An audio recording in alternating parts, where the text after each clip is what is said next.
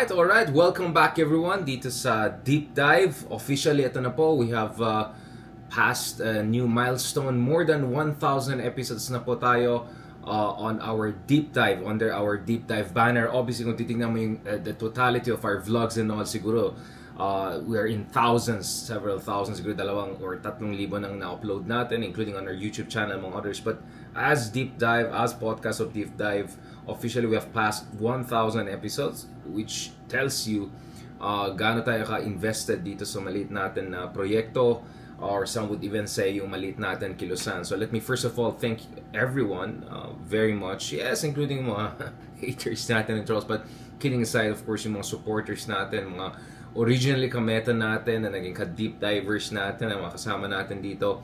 People who are joining us, supporting us through prayers, through good wishes, to great comments, to great suggestions, through constructive criticism, which we always welcome, and that's why we constantly try to improve.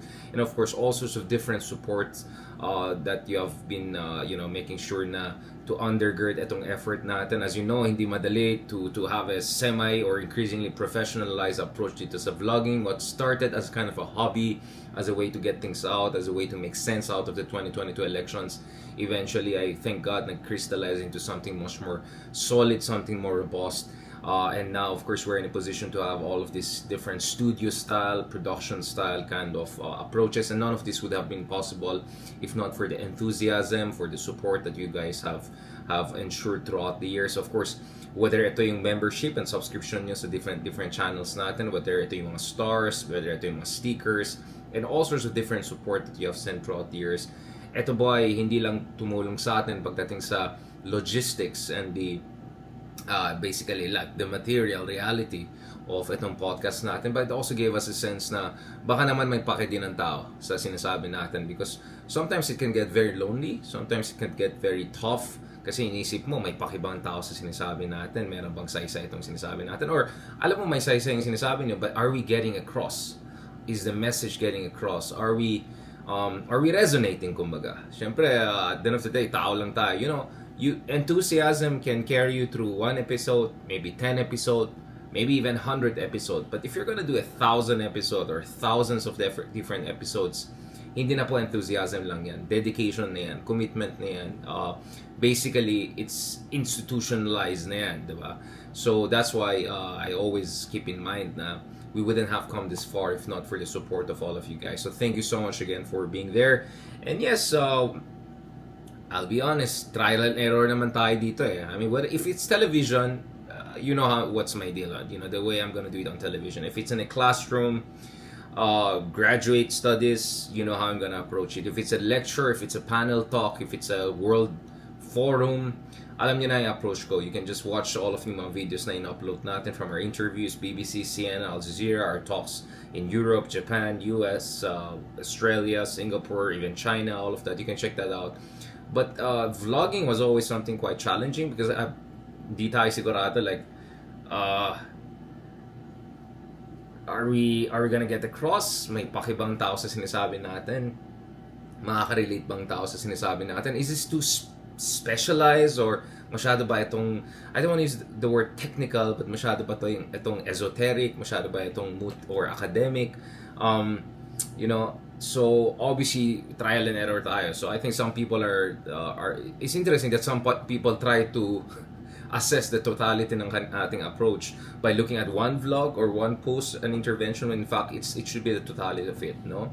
But to be honest, we have been on a trial and error mode throughout the past 3 years or so, and thank God naman, it looks like it's resonating. Can we improve? Obviously we can improve, and as we get to have more followers, more constructive criticisms, as we get to know more of our followers, some of them popping up here and there all across the world, as we get more support and feedbacks from you guys, the more we can fine-tune itong approach natin sa vlogging. So I have been very conscious not to make these vlogs an extension of what I already do on television, dun sa TV shows natin, or yung latest TV show natin sa One News, TV5, View from Manila. That's the more serious version natin, a long conversation.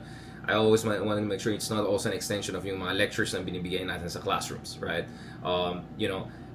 extension in the sense that you don't just replicate it on a one-to-one basis, no?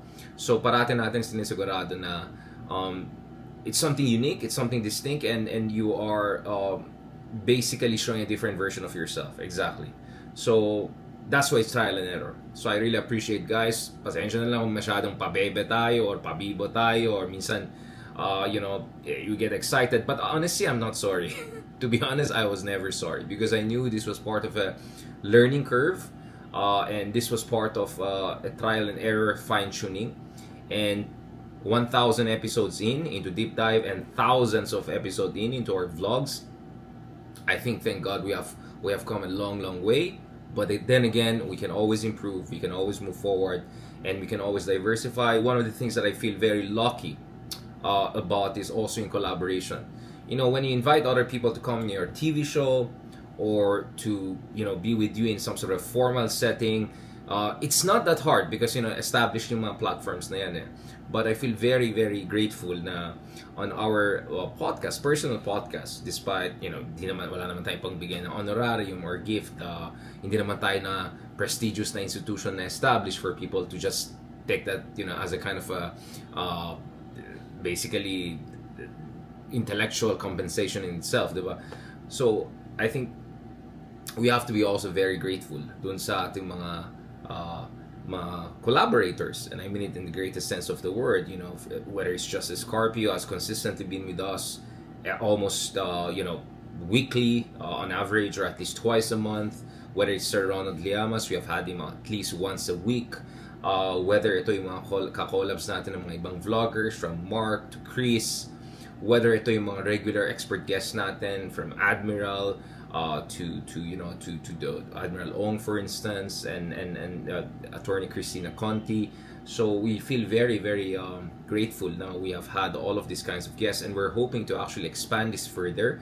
Kung hindi lang sana traffic and all of that kanina, we're hoping to have Professor Gene Franco, a good friend of ours, and a colleague of ours from University of Philippines, Diliman, to also join us here, but we'll reschedule it siguro tomorrow. And then of course we have all of these young collaborators, whether it's Dr. Lisandro Claudio from Berkeley, whether it's Attorney Dino De Leon, whether it's Prof. Cliff Arguelles. So I feel extremely privileged to have had all of these great people who are willing to share their time and effort with us, even if maliit lang naman, hampas lupa lang naman yung ating mga ang ating mga platforms. But so thank you so much sa kanila rin. Really thank you sa kanila for giving their time and efforts. And ako naman, I'm grateful in my own ways. Yes, Ilocano ako, but at the same time, very grateful. Actually, they go together. I meant Ilocano in the sense na, wait, hindi lang tayo ganyan, diba? But I always make sure in my own little ways I can always show my gratitude dun sa mga guests natin. So very grateful for that, very thankful for that. And thank you also sa mga followers natin from all over the world. Now, having said that, the reason why also coming up to 1,000 episodes on our deep dive platform alone has been quite a challenge is because obviously pag pinag-usapan mo ang politika, di ba dalawa yan relihiyon at saka politika, talking those two things is always going to be challenging because no matter how objective, no matter how fair, no matter how polite you are, someone may feel offended, right? Because unfortunately we live in a world whereby there's a lot of tribalism, there's a lot of partisanship, yes, fanaticism even, right? So one of the things that we always found challenging is how are we going to navigate that, because ayaw naman natin to go down the road yung ginagawa na ibang vloggers na basically they're just there as a mouthpiece of a politician XYZ. Alam naman natin kung sino mga yan. Or worse, mga bayaran na vloggers are basically there to just regurgitate certain talking points. Throughout the years, throughout the episodes, ang daming nagalit sa atin from different sides.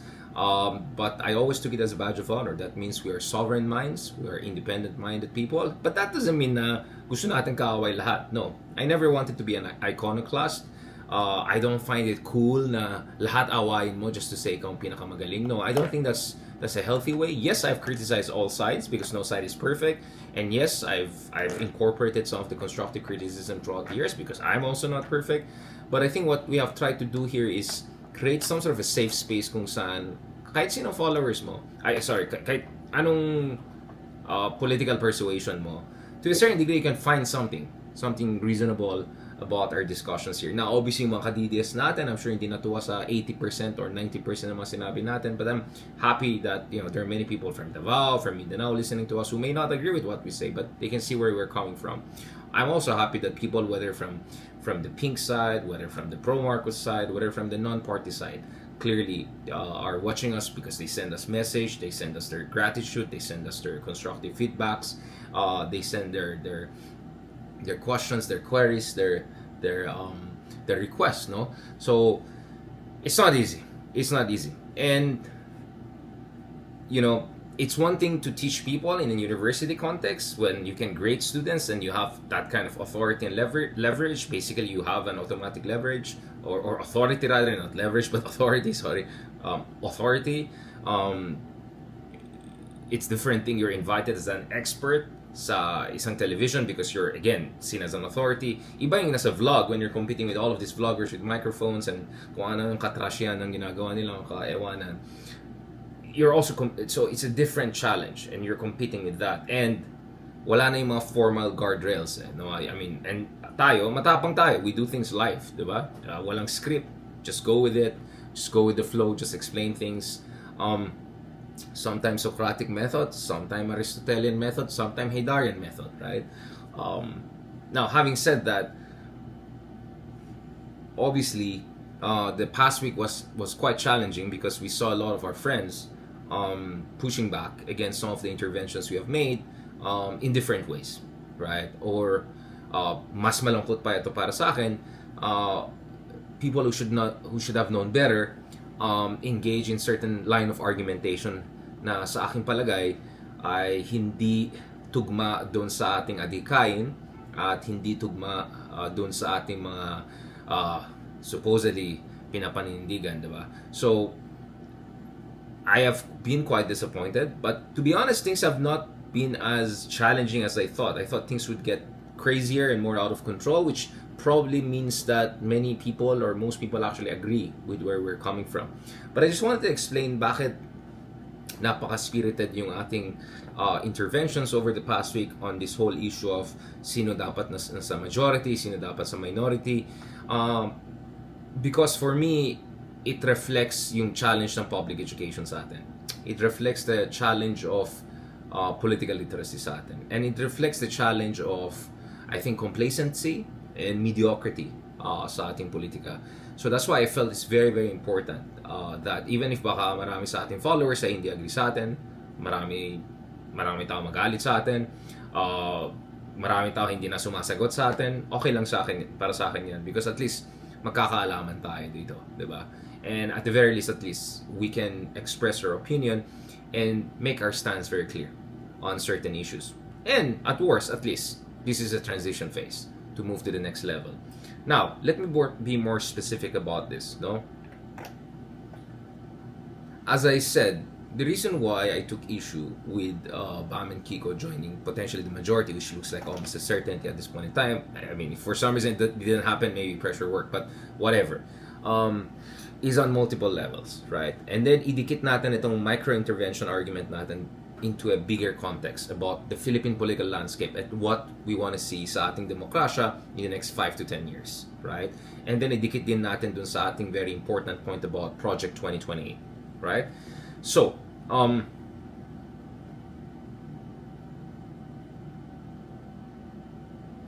as you have seen in my earlier interviews and interventions and discussions, there are a couple of key questions I raised. First of all, I think in terms of optics, I'm still disappointed not to see Kiko, Bam, and Risa together in one press conference explaining things. So basically all their supporters and the rest of us who are wondering why are you not in the same team. So I hope to see that. And I think it's never too late for that. And I'm cautiously optimistic it will happen at some point. The earlier the better. So one thing is optics. Seeing them in one picture is important because that was the whole point of them campaigning together, right? Now, even better if Leni is there, even better if Leila is there, even better if Chell is there, the whole Checky Bam, the whole progressive bloc, right? So that's the optics part. The second part is, honestly, I wanna see more explanation, and that's why I was looking forward to our discussion with Professor Jean Franco, because Dr. Franco actually served as a Senate staff back in the day, so she knows a lot about the inner dynamics and mechanics of Senate. Because to be honest, and you could see this in my discussion with Justice Carpio, with Secretary Llamas, among others, it's not clear to us how joining the majority is the only and the best way to be an effective senator. It's not intuitive. I would even say it's not empirical, or it's not substantiated on an empirical level. Because we have a clear example of people throughout the years, including sila Kiko, who are minority in the past and still managed to get a lot of things across the line. Pagdating kay Risa, alam natin yan, she has been minority, and she chose over and over again to be minority. She had a choice to be in majority when Mig Zubiri was replaced by Cheese. She didn't do that. Now naman, she again is choosing to be in minority. By the way, by default, naging minority yung iba because hindi sila nanalo to be Senate President. I'm talking about Tito Soto, for instance. Default yun na naging minority siya. Now, we'll get to that argument later on. But the other thing for me is, it's not very clear to me, empirically speaking, how being part of majority is the only way to be effective.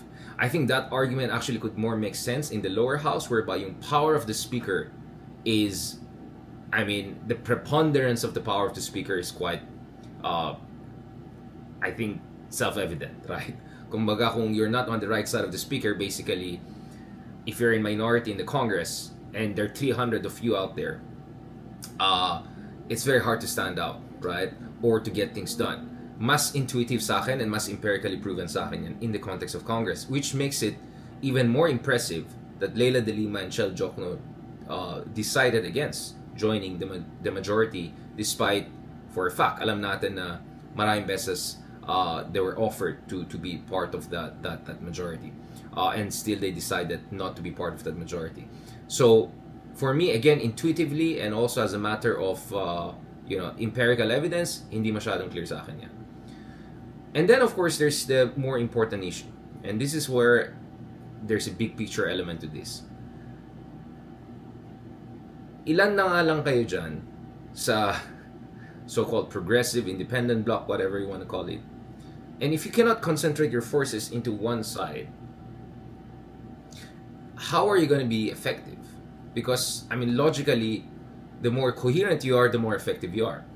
Case in point is the DDS-7, and case in point is how Bongo, Bato, and Robin Hood being solidly together, that has given them tremendous amount of influence within the Senate. In fact, the DDS bloc basically, so those three plus Aimee plus the two Villars, and you can put a few others there, maybe JV, etc. These people have a tremendous influence in shaping the dynamics dyan sa Senado because they're coherent, they work together, right? Especially those, at least the five that I mentioned a while ago. Cynthia Villar, wala na siya. So, and you can see how aggressive they are, and you can see how important it is, no? So that coherence is very, very important. Now, yung concentration of force gives you a multiplier effect. I'm not sure exactly how, by spreading people, some in minority, some in majority, that concentration can happen. Now, if the majority is the power block, using the theory of power block, we know that within that power block, hegemonic yung DDS-7. So again, I'm not sure how the minority-majority argument works. The other, of course, layer of argument also here is this. Alam natin there's no free lunch in politics. Chis Escudero, sa pagkaalam natin, he was able to secure sufficient number of people already to sustain his majority because he did good enough for certain people to basically make sure hindi mangyari yung trial per se, or even try to even get it in a certain direction for it to be sabotaged. So, hindi natin kailangan ulitin lahat ng mga boy kilay arguments natin, diba? So, joining him,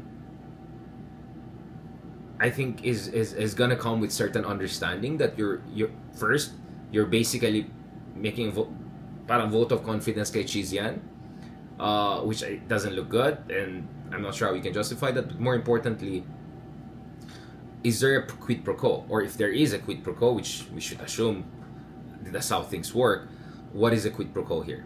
And for us to say na, well, as long as okay lang sila na magkakaroon ng trial and that's good enough, well, that misses the point, right? Because first of all, speaking of the trial itself, we have to make sure this trial happens, but also this trial is a legit trial. Hindi siya Mickey Mouse trial, meaning money trail, other important issues, subpoenaing of evidences, etc. All of that should be allowed.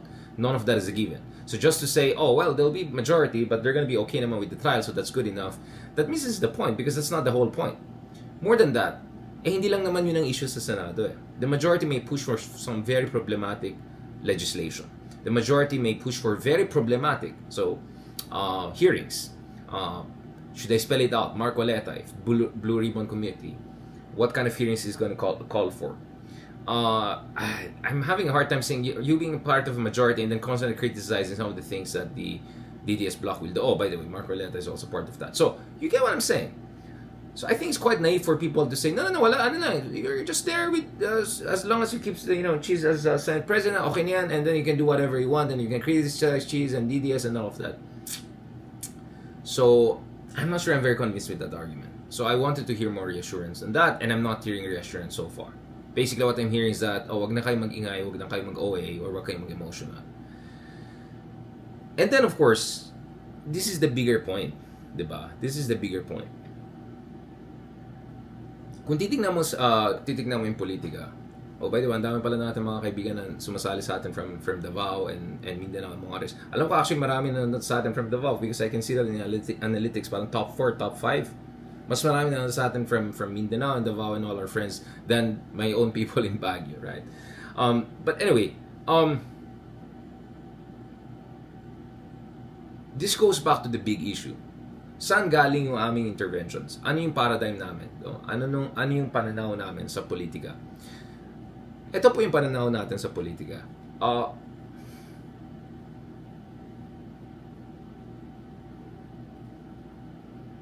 Wala tayong tunay na demokrasya sa Pilipinas for a whole range of reasons.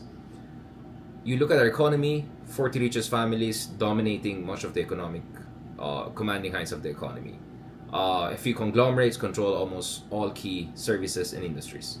That in itself is already alarm bells. If you look at our political institutions, it's probably even worse. Just a few dozens of political dynasties basically control most of our elected offices, right? This is the concentration of power in the hands of people, in a few people, whether it's in politics, elected office, or in business, and sometimes billiards. When you put them together, it's among the worst in the world, among the worst in Asia, and pretty embarrassing for a country who has had experience with elections or supposedly competitive elections as long as we have had. Dapat nga tayo yung pinaka-oldest democracy in Asia, and yet look at how basically parang joke yung democracy natin if you look at how just a few people control everything, right? Parang name recognition pa lang, galing ka lang sa pamilya na to or ganun, automatically given that you're gonna have a shot at this office or that office. So the entry barriers are very high, and basically meron tayong monopolistic system, economically and politically. So, starting from that point of view, hindi tayo dapat magtataka na ang taas ng corruption, pero ang taas ng incompetence, because a lot of people get into office or a lot of people are in charge of businesses not because they're smart, not because they have the merit, no, because they come from a certain family, right? So it's just like how monopolies become mediocre or worse than that in terms of provision of services. Kung limited lang yung mga suppliers ng ganitong produkto, edi ang gagawin nila, maximum profit, minimum quality, and minimum cost, right? Ganon din sa politika. So if you look at it, logically, how are you going to change that system? Right? Logically, how are you going to change that system? You're not going to change that system by just playing within that system. Because guess what? Yun yung ginawa naman ng mga reformist liberal. If you look at yung mga liberal party, if you look at yung ating traditional liberals, did they do anything concrete to break the control of conglomerates on our economy? Please cite me specific legislations or policies. The person who came closest to that were Ramos. Mahabang usap na yan because Ramos used allegedly intelligence services, etc., to bully some of the corporations to be open to opening up or privatization of certain sectors like telecom, etc. And then the other one is Digong. But with Digong, it was more like attacking mga dilaw na oligarchs, and the next thing may sariling oligarchs din siya, Duterte-garchs, I call them. But nevertheless, compared even to those two individuals, what were the concrete efforts by any of the liberal stalwarts or reformist administrations to go against that? You don't believe me? Look at Ronald Llamas, who himself served in one of these liberal administration, and he himself, aaminin niya, na there was no concrete effort to go after concentration of power. In fact, in 2013, if you look at the data, yung ating Kongreso was dominated by trapos. And then things just got worse from 2016 and onwards. So for me, it's very clear that our conventional reformist liberal approach is a big failure. Because if it were such a success, why did we end up with Duterte and Marcos successively in 2016 and 2022? Why are still majority of our big businesses and top offices concentrated in the hands of few families? Right? So, may problema talagang reformism. The liberal reformist project in the Philippines is a big failure in many ways. They're not evil, obviously. They're not bad. Obviously, they did many good things, but never good enough. Because if they were good enough, we wouldn't be in this situation to begin with. That is why fundamentally, your analysis would be this. Hindi mo mababago yung isang sistema. Basically, this is what Einstein said, right? You cannot solve a problem with the same state of mind that gave birth to that problem, right? So, hindi mo mababago yung sistema. Hindi mo maayos yung sistema. Kung yung paraan, yung strategy mo is basically doing what we used to do before, which didn't work, right? Because if it were so successful, why did we end up with Duterte? If we were so good in strengthening our education system, instituting critical thinking, safeguarding our information space from disinformation, by the way, we didn't do any of those things, we wouldn't end up with the Duterte, right? And guess what? Also Marcos later on. So, what I'm saying here is that wag natin kalimutan the big failures of the liberal reformist project. It was good in a sense that hindi sila super corrupt, hindi sila mamatay tao, hindi sila tuta ng China. Good. Basics lang yan. But did they fundamentally change the oligarchic structure of our politics and economics? No. More than that, did they create a quality economic growth based on manufacturing, research and innovation? No. We didn't. We had high economic growth rates, even during Pinoy and all, but did it create the kind of inclusive development? No. The data is very clear. So, I can go on and on and on with different indicators and show that liberal reformism is not bad, but it was not really effective in terms of structurally transforming our country. Which brings us to the point I'm making today. Bakit tayo, and dito iritang-irita tayo masasabi, ito mga to, fanatics ni Senator Risa, fanatics ni ganito, ganyan. It's not about Risa per se, right? Of course, Risa Ontiveros, her achievements as a senator, her political conviction, her merit, given na yan. But it's but more important is what she represents. What she represents is something that is not your typical supine liberalism or reformism. It's something a bit more than that. Or I would say a bit more than that.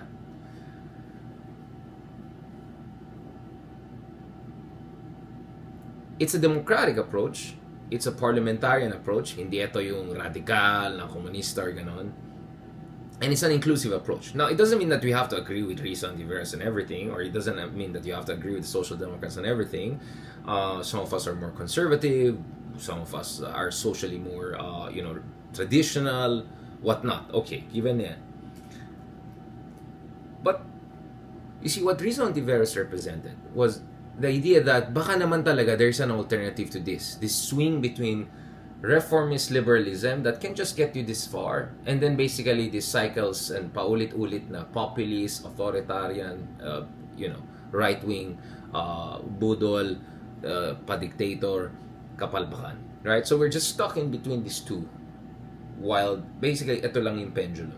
So our idea was, maybe Risa represents something beyond that. Right? Maybe Risa. And now, of course, it's not just Risa, it's Akbayan, it's Shell, it's Leila de Lima, etc. All of those things. So, this is what, guys, ito po yung paradigm kung saan galing yung ating mga interventions and all of that. And that is why I was extremely disappointed. I was extremely disappointed with some people who were, basically attacking Risa or attacking what Risa represents in order to basically justify whatever kapalpakan, katrapuhan, or whatever questionable activities or questionable points of view or strategies that your traditional liberal reformist project represents. Ako naman, I was also quite shocked na after everything we saw, 2016, 2019, 2022, sana naman medyo nag-level up na tayo. Because, okay, gets ko yung argument na nung 2019 when they went right against Duterte on the question of human rights, hindi siya nag-resonate. But we also have to understand that 2019 was also exceptional because it was not a very competitive elections. In fact, yung 2019, what happened there was, if hindi ka taga-administration, many LGU leaders would even be scared to host you because baka mamaya lalagay sila sa narco list. So, my point is, I understand that some of our friends are worried that if you have a purely values-based approach, baka hindi ito magre-resonate sa tao.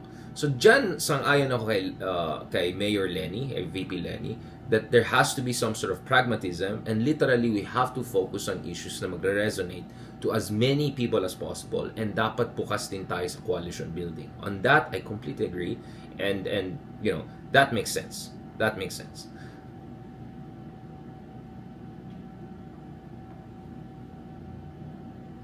Having said that, hindi tayo pwede hanggang dyan lang. It has to go beyond that. Because pragmatism alone, if we're just gonna focus on pragmatism alone, then you're basically playing within the parameters of what the Trapos have been doing, and you're trying to actually compete with the bongo types who are already masters of, hindi naman makakain yan focus tayo sa issue ng pagkain, health, education. Well, they already have a strength on that side, right? So if you just want to, go against them on that area, not only that deprives you from engaging on important issues of rule of law, accountability, and human rights, that actually also means you're playing in their field, right? And more importantly, hindi naman mutually exclusive yan. There's a reason why Risa Ontiveros won in 2016 and 2022 at the height of Dutertismo is because it's not like lumaban lang siya for human rights or for social liberalization or for progressive values. She also ran on platforms that appeal to a lot of people across the Philippines. She also pushed for healthcare, for education. Hindi naman mutually exclusive yan. It was never mutually exclusive. And as much as pragmatism is important, you have to have pragmatism that goes along with a certain level of conviction. Otherwise, you're just going to be another traditional politician. Right? So it's very important that you combine all of these elements. But the most important thing for me is this. Sa isang sistema kung saan kontrolado ng ekonomiya mo yung mga malalaking oligarchs and family, kontrolado ng mga elected offices mo yung political dynasties, the only chance you can break through that and introduce some sort of potential change, right, is you create a counter movement. You can go Gramsci about it, a counter-hegemonic bloc. You should create a new power bloc. You should create a new movement and party because yun yung magiging, that will be your vehicle. That will be your mechanism to slowly challenge and eventually erode and hopefully even dismantle yung grip ng mga dynasties, grip ng mga oligarchs, grip ng mga warlords sa ating political system. So no, you cannot just wait for it, right? So if you keep on just playing within the system and just try to swim and navigate and all, you're not gonna radically transform the system over time. And you can also end up again sa kangkungan. But anyway, going back to this, for me, the important thing here is, parang sinasabotage tayo, no? I think may mga hindi natutuwa, biglang humina yung internet natin, right? May mga hindi natutuwa sa mga sinasabi natin sa mga oligarchs. Marami yata natamaan sa sinabi natin. But you see, what I'm saying is that I want to hear what is the game plan here, right? Is this about just surviving the next 3 years and then making it whatever, making sure we... Kasi, if you don't make a long-term movement, if you don't nurture that, if you don't create a counter-hegemonic bloc, to use the Gramscian point of view, even if you win the war of maneuver here and there, makapasok pa ng konti sa Senado, you'll have 1 seat, 2 seat here, siguro you'll get a counter. You will never be in a position to actually be, right, the force for transformative change. Basically, ang ginagawa mo is you're just making tweaks here and there. You're just trying to navigate here and there. That's, so I'm all for, so basically that's a tactical situational approach, to use the term of Adam Tooze. The tactical situational approach has certain advantages. It's important for that. It's important to get you through elections. It's important to get you the resources. But kung puro ka lang tactical situational, over the long run, matatalo ka pa rin eh. Because you don't have that kind of movement and party base to really challenge at a higher level in a sustained way. And that's where actually the Dutertes have been very successful.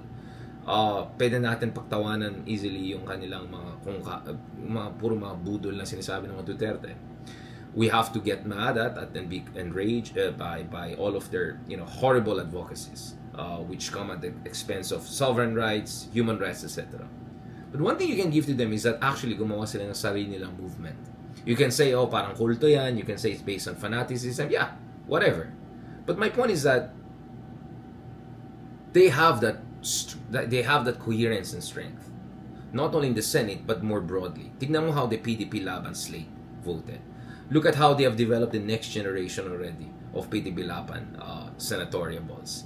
Look at how they have created a global movement. It's not as big as they say. It's much smaller than that. But nevertheless, solid sila, intense sila. There is a level of organization.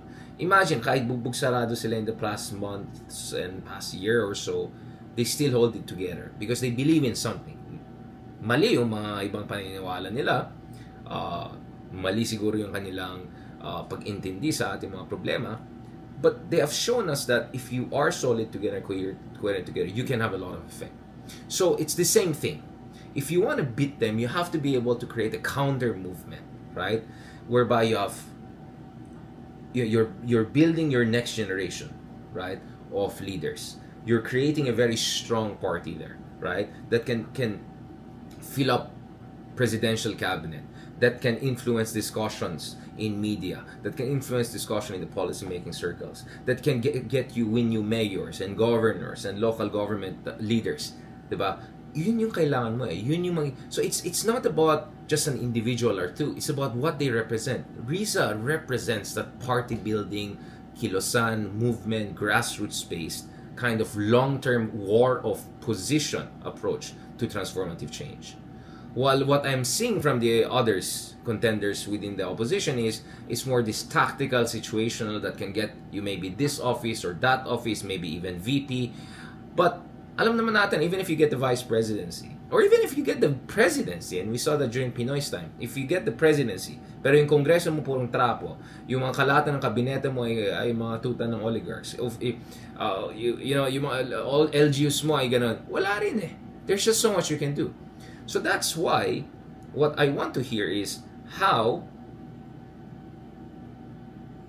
this splitting and this fragmentation is going to actually help us to build that movement, to do that party building, to create that counter-hegemonic bloc, which will be important not only for 2028. This is going to be a generational challenge if we want to make the Philippines a better country. So kailan tayo magsimula? If you're just going to think about, let's just survive this short-term tactical situational thinking and wala kang long-term party building and movement building, saan tayo pupunta? Now, having said that, I'm happy to hear clarifications. Maybe there's a plan, maybe there's a strategy, but guys, if you're a critical thinking person, you're not just gonna say, tiwala lang tayo. We are not here for blind faith. Alright? Hindi tayo kulto dito. Hindi tayo mga fanatics dito. We are supposed to be critical thinkers. And believe it or not, what we say and what we do and the pressure we put actually can make our leaders better leaders. Whether ito yung mga trapos, who we should constantly pressure to make sure they're less trapo, whether this is the bad people who we can constantly resist, but also the good guys we got into office, we have to make sure accountable sila. And we have to make sure they explain to us why they're doing what they're doing when obviously it doesn't look right. And maybe it's not just the bad look, it's maybe more than that, right? So in that context, I was very disappointed with a lot of people We're trying to basically shut down the conversation. Let's not forget, guys, no one should be above criticism. Yes, yours truly, but also certain other individuals. When we ask question, what was the context of that 45 minutes meeting with Sara Duterte? And then they try to shut us down. Now we're asking, wait, in-endorse ka ng etong grupo nung elections, may kapalit pa yan. They try to shut us down. They say, oh, election, let's be practical. Ngayon, tapos na election, we say, oh, bakit sasama kay Cheese and DDS? They try to shut it down. You see, that's not a healthy approach. And then if the whole point is, let's just be tactical, situation, and pragmatic, then how is that different from what we were doing, what the reformists and liberals were doing before Duterte came in? And dinurog sila basically. Do you get what I'm saying, guys? So, this is ito po yung paradigm natin. Ito po yung pananaw natin. At ito yung pinanggalingan ng ating mga interventions and all. It's not about personalities. It's not about, oh, it's because I love this person versus that person. Alam mo yung ganyan mindset, ano yan isip bata yan. We're adults here, right? And as adults, as critical thinking people, you have to look. Yes, I agree with Leni. We have to look at the big picture. And that's exactly why I'm saying big picture is movement, political party building, concentrating your forces, war of position. And so far, I'm not getting good answer that what's happened right now is not is it something really beyond just some tactical situational, or is there something big there? All right. And yeah, as Justice Carpi said, is there quid pro quo? What's the deal here, right? So that's why, guys, we have to nurture yung ganitong approach whereby we ask the questions and we just don't assume things or tiwala lang or blind faith lang. In that sense, parang DDS na rin yan, di ba? We want to be better than them. And if you want to beat them, you have to create a movement that can match their power, their mobilization, enthusiasm, but not based on yung culto style of mindset or blind faith, right? So you create a counter movement based on better values, but also critical thinking and also certain dynamism that unfortunately we have not seen in traditional politics and also reformist liberalism. So yun po yung pinanggalingan ng ating interventions. So with that clarification, right, I hope people understand na, we're not here. I mean, sobrang pathetic when people try to shut you down. Oh, cloud chaser ka pa. What cloud chasing, guys? We get already tens of millions of engagements and views every month. We don't need any necessary additional cloud. Sasabihin na naman, ito naman, it's about ego and all. Naman, ad hominem attack naman. Or rage baiting, as if naman, right? We want to make more enemies and all after every. So, we have to push back also against that kind of puerile culture of trying to shut down conversation through ad hominem attacks and all this pathetic below the belt attacks and stuff like that. Because if you're okay with that, then basically kapareho mo na yung mga DDS na yan. What's the difference?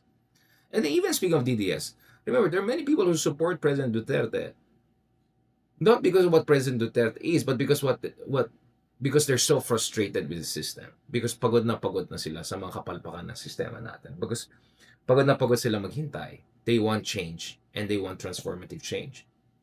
So actually, a lot of them, you can win them over. Or at least you can have some sort of civil conversation with them if you recognize that actually lahat tayo, we want the same thing, which is positive transformative change. And that is why, guys, hindi pwede na puro practical lang tayo in tactical situation. It has to be some level of pragmatism to make sure, yes, you win. We all want to win. I'm a competitive person. I love to win. But it has to go one level above that. Because if we don't level up, forever na tayong ganyan banana republic. We might get a good president here. We might get a good vice president here. We have had that. We might have a few senators in there. But in the end, yung sistema pa rin, bulok pa rin. Or even worse. On that note, thank you very much again to everyone for listening to us. I don't know what are these technical difficulties we had later. Kanina with intern, may hindi natuwa siguro sa sinabi natin. Baka it's ulan, baka may nanonood dyan sa likod na hindi ko alam. But what I want to say is, hindi madali itong political public education, right? Precisely because it's so thankless. No matter what you say, someone is gonna get angry, someone is gonna misunderstand you, someone is gonna take words out of context, and sometimes worse, you get threats, you get all sorts of different things. So it's not easy. Hindi po ito madali. And more important, you need discipline. You have to keep on grinding on despite all of the challenges, logistical challenges. Look at how frustrating it is. Ang laki-laki ng bayad natin sa internet every month. $70-$80, tapos ganyan kapalpak din yung nakakuha natin, di ba? So what I'm saying is that That's why it matters to us that we have come this far. That's why it matters for us to have supportive people like you. Because yun ang nagbibigay sa atin ng lakas ng loob at saka inspiration to keep on grinding on and to build the momentum we have. In fact, if you look at it, everything I'm saying about party building and movement building, just look at the kind of following that uh, tayo, yung kabilang channel, yung mga ibang pink vloggers, yung ibang progressive vloggers, what we have been able to achieve on YouTube. Ngayon, actually, kayang-kaya natin tapatan yung kabila. Twitter, mga ganun, no match na sila sa atin. Yung TikTok na lang medyo hindi ko pa na-explore, mahirap na kasi China. But, you get what I'm saying? Now, may laban na tayo sa even social media. Well, mainstream media, wala. Puro naman mga, ano yun, mga lowbrow agitators. So, yung mga, yung mga masasama dyan, they'll never make it to high level, high quality publications and all of that. But even in social media, kaya natin silang katapatan because we're creating basically counter movement in the information space. So, ang gusto natin makita is the same thing also in the political field. And that doesn't happen if we're spread all across, all over the place. And that doesn't happen if we just try to cancel out each other, right? And engage in actions that create mutual alienation. Kaya your support is very important. Your prayers is very important, but also your open-mindedness to healthy, critical discourse. And yes, sometimes we just have to learn to agree to disagree. On that note, thank you very much again, guys, for this fantastic journey we have had together. And God willing, tomorrow, finally, we can have our conversation with Professor Gianfranco and hopefully with sila Dina De Leon and the rest soon. And there are other also discussions that we have organized. So marami tayong pag-usapan. Next week also, President BBM will be in US meeting Donald Trump. Pag-usapan din natin yan. And of course, there's gonna be the SONA. Marami din tayong pag-usapan dyan. On that note, thank you very much. God bless. Thank you for your support.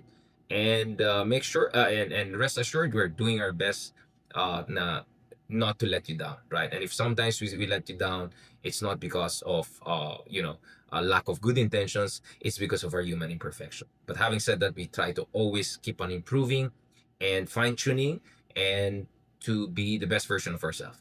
God bless and talk to you soon. Maraming salamat.